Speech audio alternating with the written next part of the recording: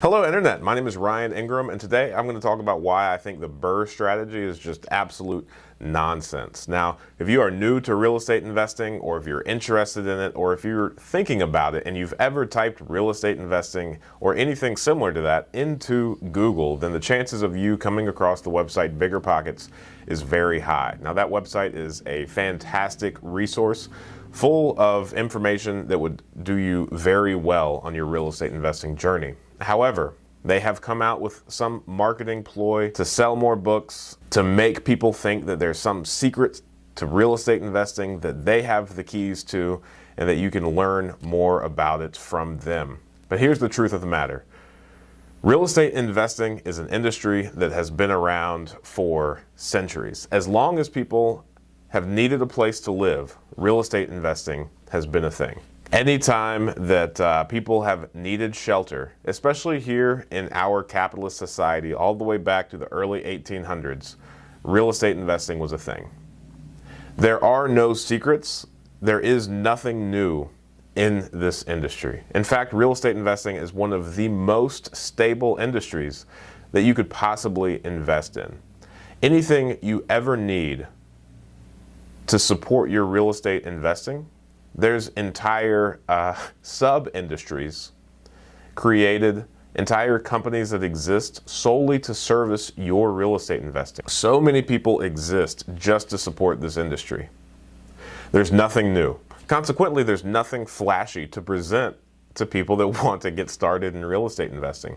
There have been hundreds of thousands, probably, of gurus or people trying to sell you courses that say, hey, you can't be successful in real estate investing without this information that I have.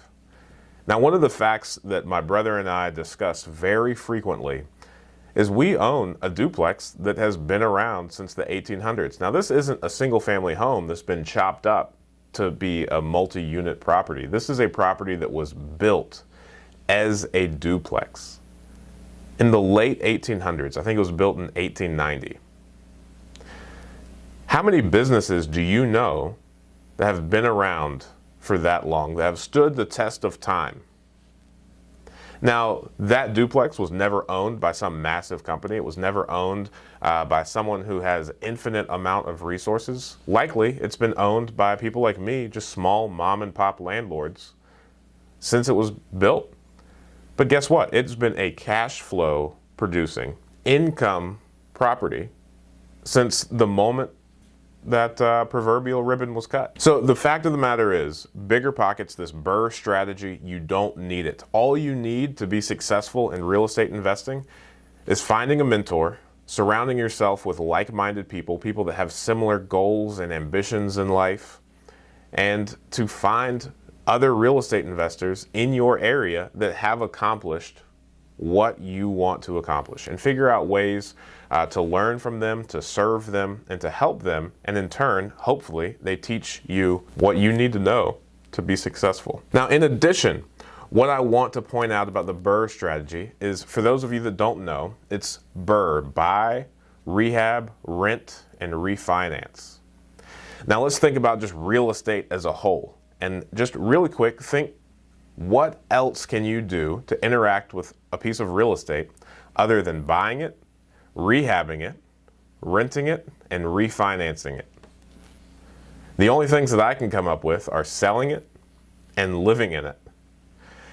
So if you invest in real estate for any length of time, the likelihood of you executing this BRRRR strategy is very high, because for some reason, it's just a new way to say you invest in real estate. You want to buy properties and hold them for long term. So rather than giving in to any of these gurus, trying to figure out the new angle there is to invest in real estate investing, rest assured knowing that if you are prudent, if you mind your numbers, if you keep some strict oversight on your investments, then so long as you have a long-term view of your rental property, and if you plan on holding it for 30, 40, 50 years, then you have to be extraordinarily negligent to lose money in real estate investing. If your lens is long enough, then it doesn't matter what the market does. It doesn't matter if prices go up or down. The only thing that truly matters is that you don't buy the property for too much, that you don't spend too much rehabbing the property, that you keep it occupied, and that you do your best to preserve the property and to address any maintenance items as soon as they start so they don't turn into bigger expenses later on down the road. So rather than going out of your way to try to figure out how to deploy someone else's strategy, just make sure that you're paying attention to the technicals of real estate investing. And then make sure that you find a good person that you can partner with to take care of this property for several decades, to live inside of your property and to care for it just as it's their own. Now, as an insurance agent strictly for other real estate investors, I have seen several people try to execute this strategy and get caught up and realize that it's not all it was hyped up to be in the books or any of the videos that they've watched about it. And there's several pieces that are outside of their control.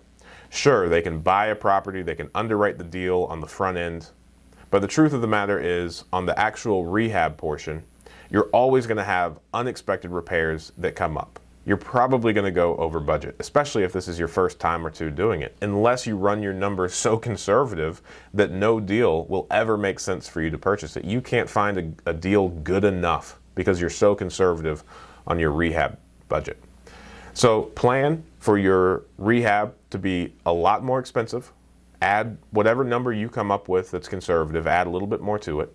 However long you think it'll take, add a couple more weeks, maybe even a couple more months, depending on your relationship with this contractor. And as far as renting it out goes, we are currently in a market where rentals are not staying available for long.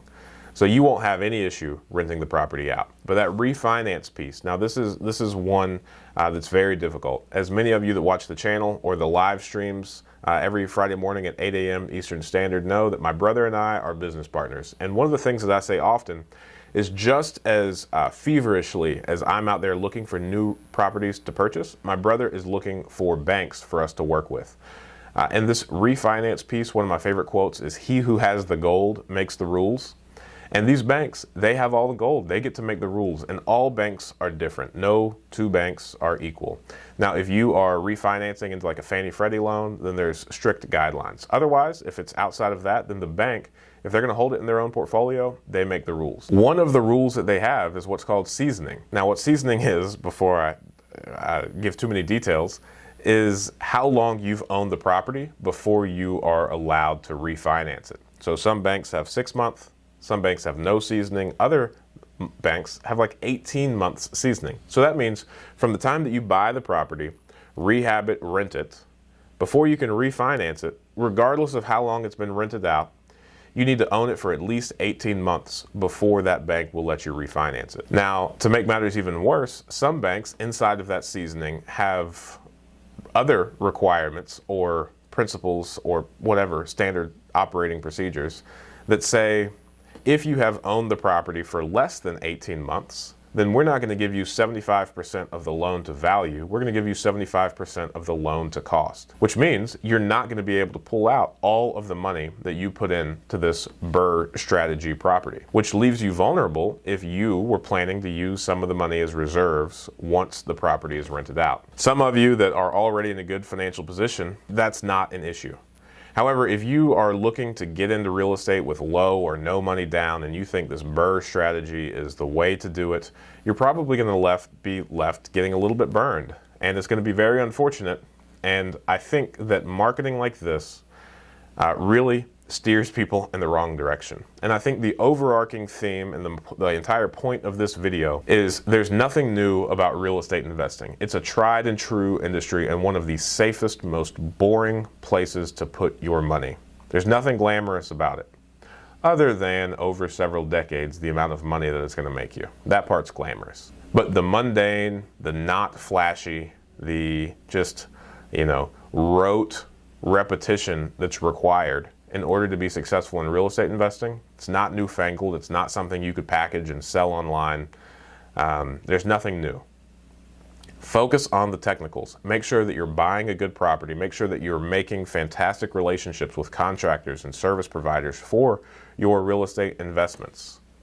And above all else, have tons of fun, and when in doubt, zoom out, look at the bigger picture, and go back to your 30, 50, 60-year timeline that you're working with, and know that so long as you are not negligent on your investment, then over the long period of you owning that property, you are likely going to make money and everything is going to be okay.